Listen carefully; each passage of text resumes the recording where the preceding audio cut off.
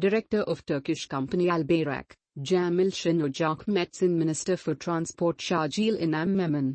In the meeting, the provincial transport minister offered the Turkish company to bring European standard electric buses to Karachi. He said, Karachi is a metropolitan city where there are excellent business opportunities. Sindh Transport Department has planned to bring thousands of buses in the city. Karachi plans modern BRT system under Red Line, Orange Line, People's Bus Service and Yellow Line. The provincial transport minister also invited the director of Turkish company to set up a manufacturing plant in Debji Free Economic Zone. He said that Sindh government is ready to provide subsidy on investment in public transport including public-private partnership with Turkish company.